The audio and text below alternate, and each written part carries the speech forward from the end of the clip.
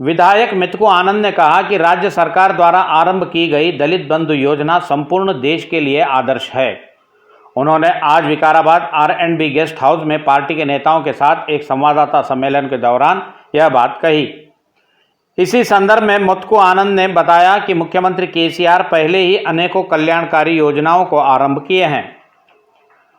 उन्हीं में से दलित बंधु योजना भी एक है।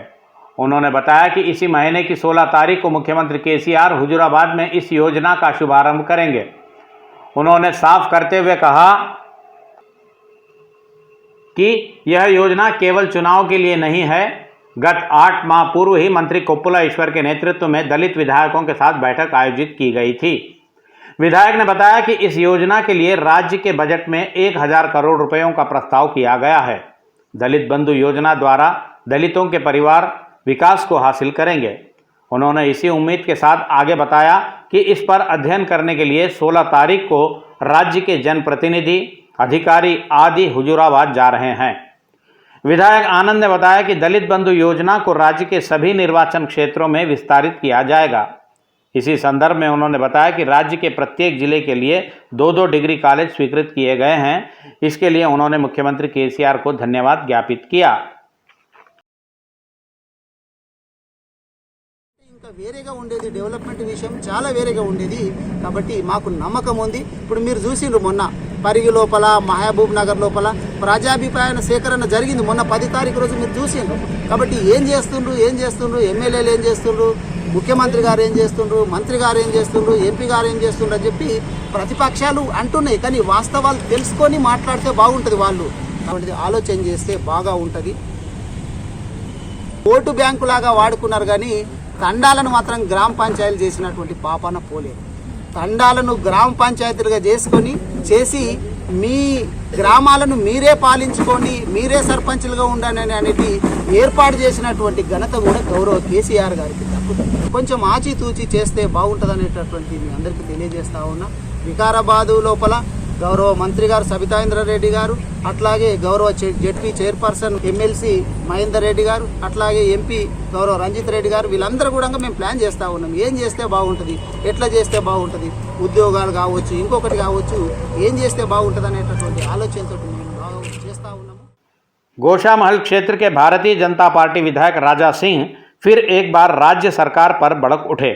उन्होंने बताया कि 75वें स्वतंत्रता दिवस के संदर्भ में निकाली जाने वाली तिरंगा रैली को पुलिस ने अनुमति प्रदान नहीं की है।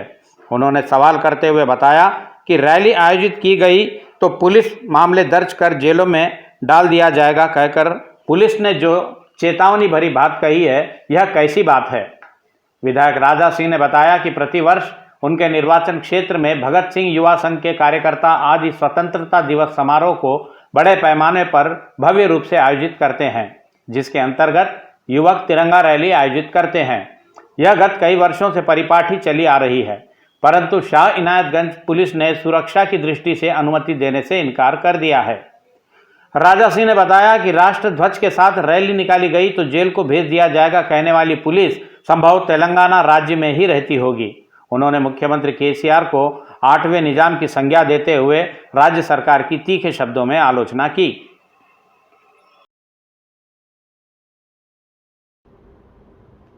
ప్రతి సంవత్సరం లాగా ఈ సంవత్సరం కూడా 15 ఆగస్టుకి యావత్ భారతదేశంలో మన జాతీయ పతాకాన్ని ఎగిరివేస్తారు।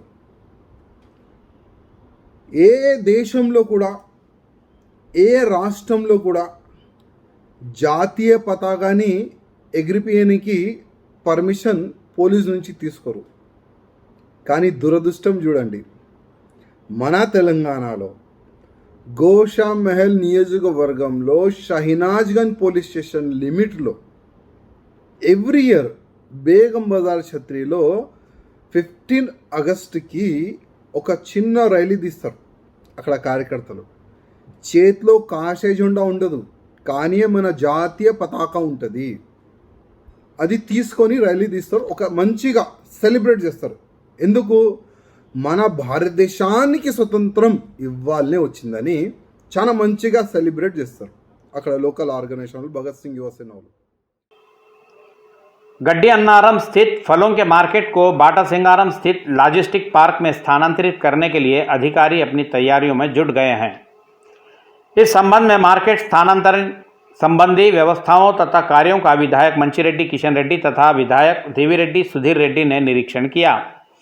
इसी संदर्भ में अधिकारियों ने बाटा सिंगारम में नए मार्केट की स्थापना करने के लिए वहां पर स्थित कुछ शेडों का जायजा लिया। अधिकारियों ने बताया कि फलों के विक्रेताओं को स्थानांतरित करने के लिए उन्हें सुविधाएं मुहैया कराने की बात से समझाया गया है।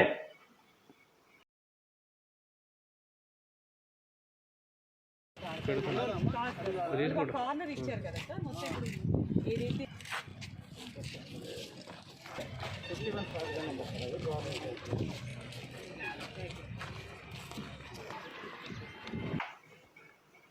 15 अगस्त को स्वतंत्रता दिवस के संदर्भ में राज्य सरकार द्वारा ऐतिहासिक गोलकोंडा किला प्रांगण में आयोजित किए जाने वाले कार्यक्रम को भव्य रूप से आयोजित किया जाएगा। राज्य सरकार के मुख्य सचिव सोमेश कुमार ने बताया कि गोलकोंडा किले में संपन्न होने वाले विशेष कार्यक्रमों की सभी तैयारियां पूरी हो गई है। इस अवसर पर हैदराबाद जिला कलेक्टर शर्मन भी उपस्थित थे। सोमेश कुमार एवं शर्मन ने गोलकोंडा किले में होने वाली परेड का भी निरीक्षण किया। इस अवसर पर नगर पुलिस आयुक्त अंजनी कुमार, जीएचएमसी आयुक्त लोकेश कुमार, यातायात पुलिस के अतिरिक्त आयुक्त अनिल कुमार सहित कई अधिकारी उपस्थित थे। ज्ञातव्य है कि शुक्रवार के दिन मुख्यमंत्री के परेड की भी रिहर्सल की गई थी।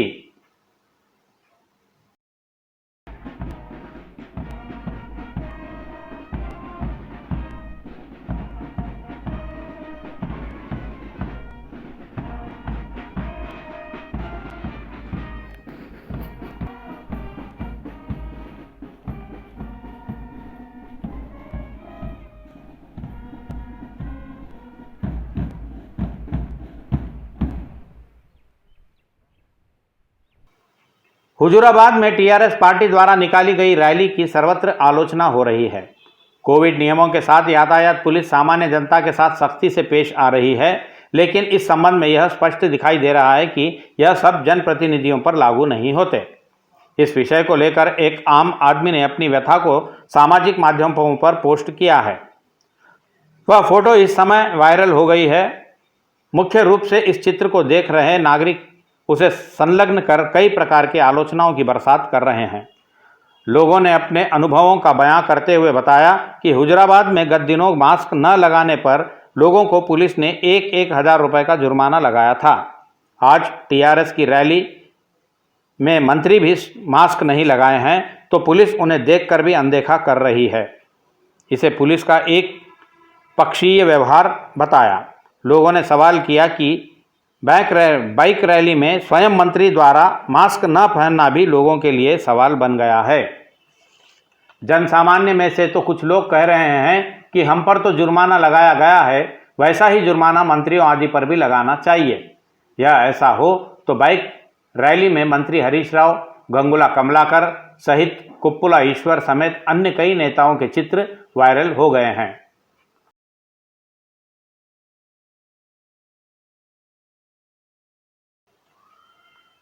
पार्षद देवर करुणाकर ने गुड़ी मलकापुर स्थित कोत्ता सत्यनारायण नगर में नई सीसी सड़क निर्माण कार्यों का शुभारंभ किया। इस नई सड़क का निर्माण 7.3 लाख की लागत से किया जा रहा है। इस सड़क निर्माण संबंधी उद्घाटन समारोह में स्थानीय पार्षद देवर करुणाकर के साथ राधा कृष्णा यादव, नामा यादगिरी, दिजवीर, अभिमन्यु सिंह, अनु यादव, संदेश, मुकेश सागर, श्रीकांत, सुधाकर, पवन सिंह, प्रभु पुजारी, सुशील तिवारी, नागराजू, वेंकटेश, अश्विन मोदी, उदय किरण सहित अन्य कई लोग उपस्थित थे।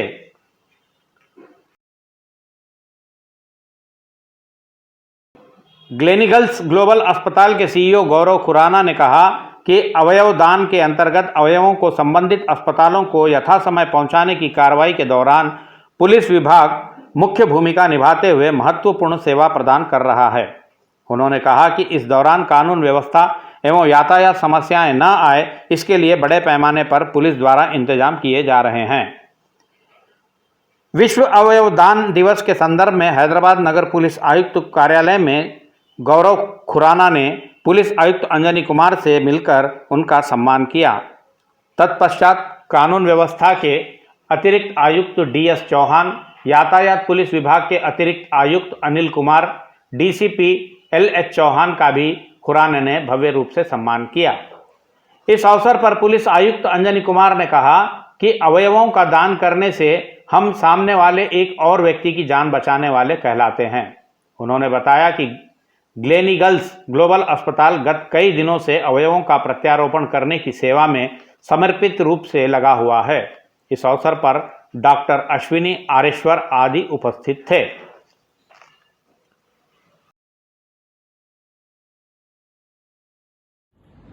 The traffic branch of Hyderabad City Police has always been helping all the hospitals to facilitate movement of live donors and organs for organ transplant. I would like to appeal to everyone that if by any accident or by any chance your kith or kin has died, make his or her life more valuable by donating the organ. Each donation of organ is saving a life, and that is how you are contributing to the society and the wellness of the society.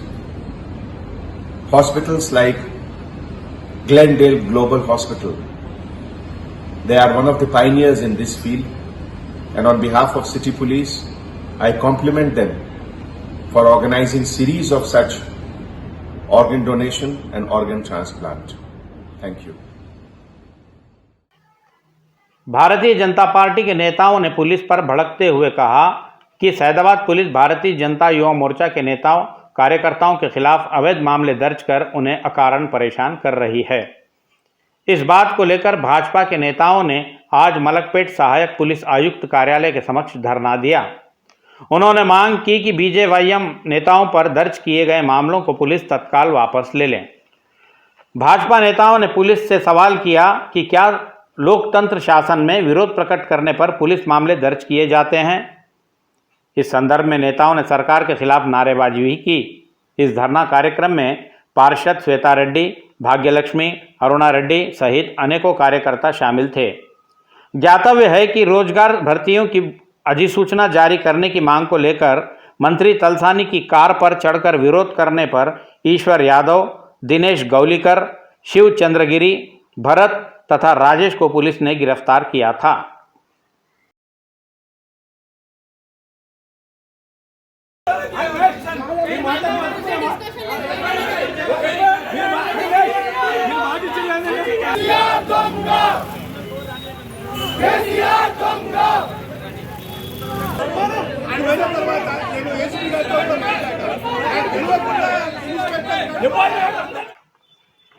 Balkampet Yellamma मंदिर की कार्यकारी अधिकारी अन्नपूर्णा ने कहा कि मांगी गई मनौतियां पूर्ण करने वाली माता बलकमपेट एल्लम्मा माता ही है। SR नगर में श्रावण मास के मौके पर माता की विशेष पूजा आयोजित की गई। आज श्रावण शनिवार के संदर्भ में मंदिर के अधिकारियों तथा पुजारियों ने एल्लम्मा माता का अभिषेक कर रंग बिरंगे फूलों से माता का आकर्षक रूप से अलंकार किया। इस अवसर पर माता को फलों तथा विभिन्न प्रकार के नैवेद्य समर्पित किए गए। यहाँ भक्तों ने पूरी श्रद्धा भक्ति के साथ माता के दर्शन किए। అందరికీ తెలిసిన విషయము ఎల్లమ్మ అంటే ఎల్లరకు అమ్మ అమ్మ అనగానే మనకు బల్కంపేట ఎల్లమ్మ కోరిన వారికి కుంకుమ బంగారమై అమ్మవారిని దర్శనం చేసుకుంటే కోరిన వారికి కుంకుమ బంగారమై వరాలు ఇచ్చే తల్లి ఎల్లమ్మ తల్లి। కాబట్టి మన జంట నగరాల హైదరాబాద్ నుండే కాకుండా మన తెలంగాణ 33 జిల్లాలే కాకుండా ఆంధ్ర ప్రాంతం నుండి మరి ఇతర రాష్ట్రాల నుండి కూడా అమ్మవారి దర్శనానికి ఎంతోమంది మంగళవారము ఆదివారం వస్తూ ఉంటారు। అమ్మవారికి ఇష్టమైనటువంటి బోనము సమర్పిస్తుంటారు, అమ్మవారిని దర్శనం చేసుకుంటారు। అయితే శ్రావణ మాసంలో మనకి చాలా విశేషమైనటువంటి మంగళవారాలు, శుక్రవారాలు, ఆదివారాలు। ఈరోజు శుక్రవారము అమ్మవారికి శుక్రవారం పురస్కరించుకొని ఉదయం 4 గంటలకి పంచామృతంతో అమ్మవారికి అభిషేకం చేయడం జరిగింది। తదనంతరము ప్రత్యేకంగా అమ్మవారికి బంగారు చీరలో అమ్మవారిని అలంకరించారు మన అర్చక స్వాములు। తర్వాత అమ్మవారికి ప్రత్యేక అలంకరణ తదనంతరము అమ్మవారికి సువర్ణ పుష్పార్చనతో అర్చన చేసి భక్తులకు దర్శన భాగ్యం కలిగించారు. हथकरघा कर्मियों की मदद के लिए राज्य सरकार कई प्रकार के कार्यक्रम आयोजित कर रही है। इसी के अंतर्गत कपड़ा विभाग के तत्वावधान में नेकलेस रोड स्थित पीपुल्स प्लाजा में एक बृहद स्टॉल स्थापित किया गया है। इस प्रदर्शनी सह स्टॉल में विविध प्रकार के हाथ से बने वस्तुओं, सूती वस्त्रों आदि को प्रदर्शित किया गया है। इस प्रदर्शनी से संबंधी अधिक जानकारी हमारे सिटी विजन के प्रतिनिधि आनंद की एक विशेष रिपोर्ट।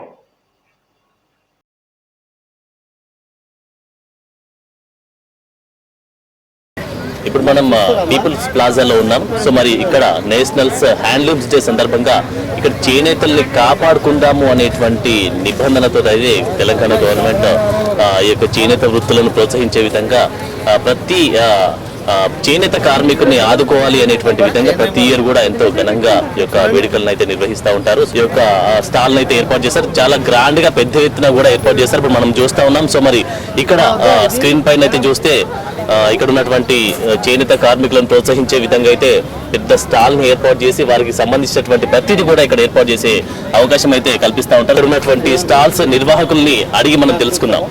నమస్తే అండి. నమస్కారం. ఏం పేరు? మహేష్. ఎక్కడి నుంచి వస్తున్నారు? చార్మినార్ దగ్గర. సో మరి ఇక్కడ మీరు స్టాల్ అయితే ఏర్పాటు చేశారు. సో మరి ఇక్కడ ఈ స్టాల్ యొక్క ప్రత్యేకత ఏంటి?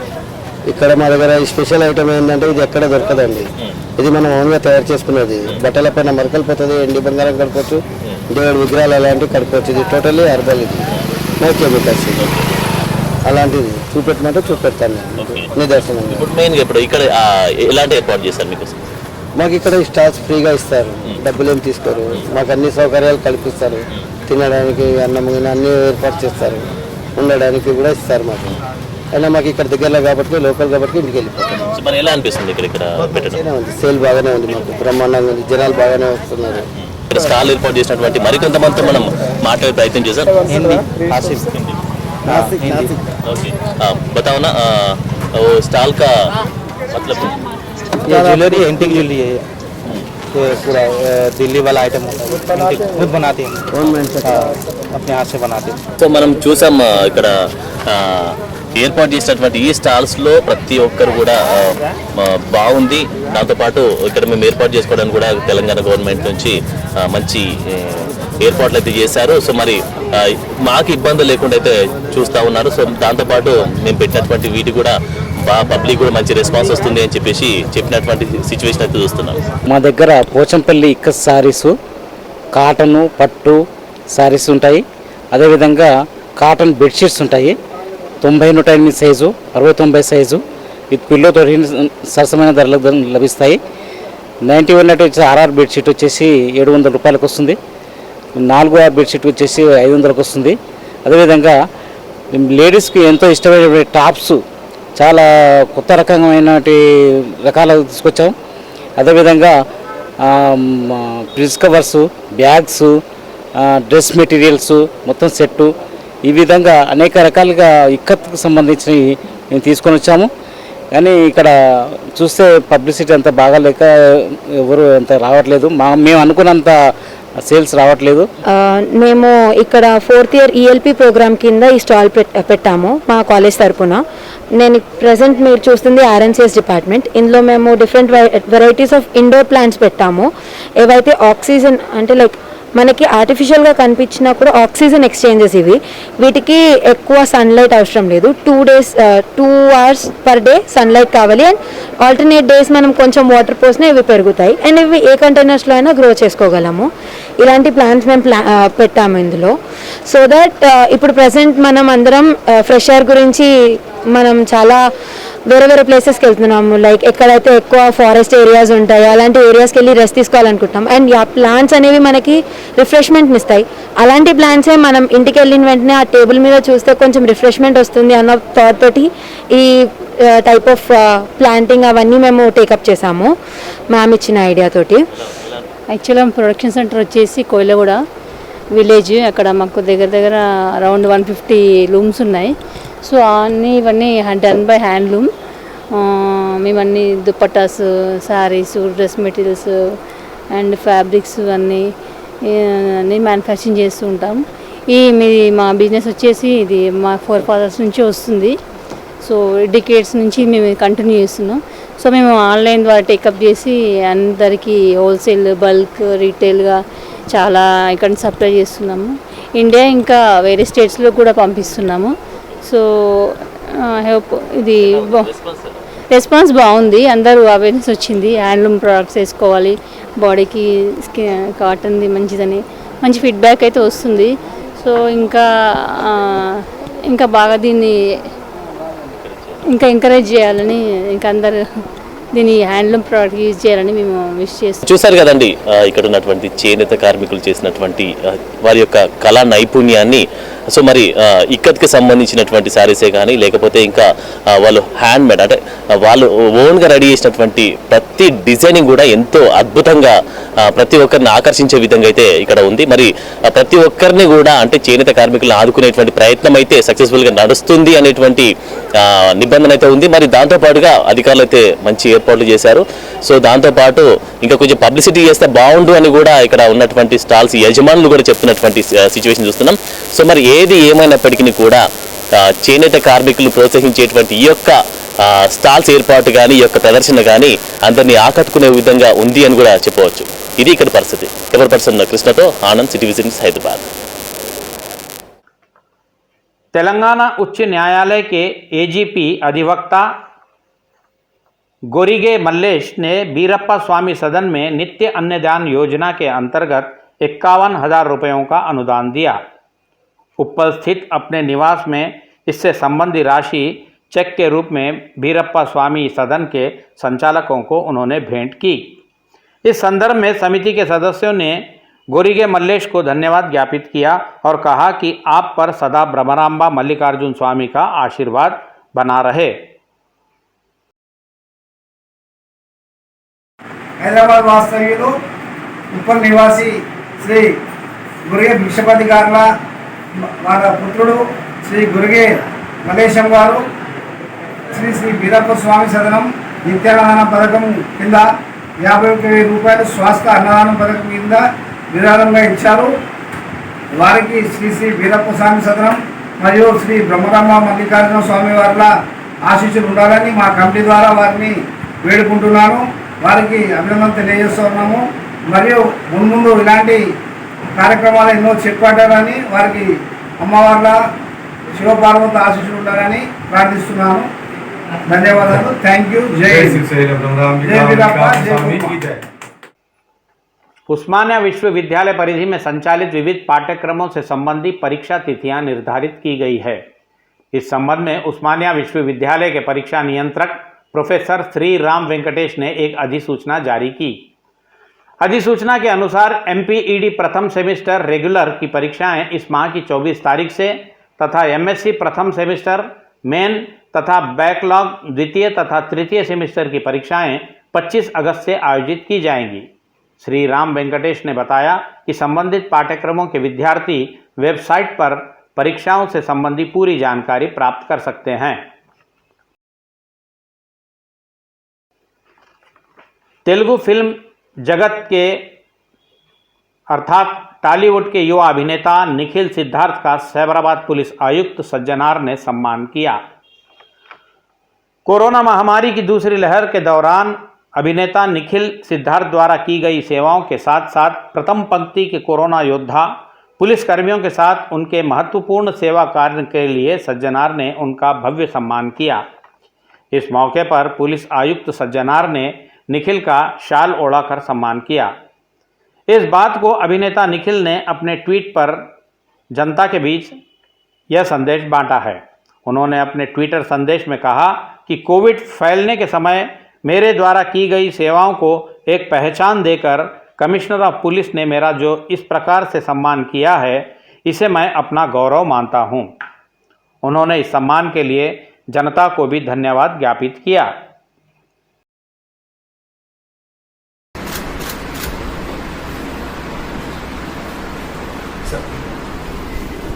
Thank you.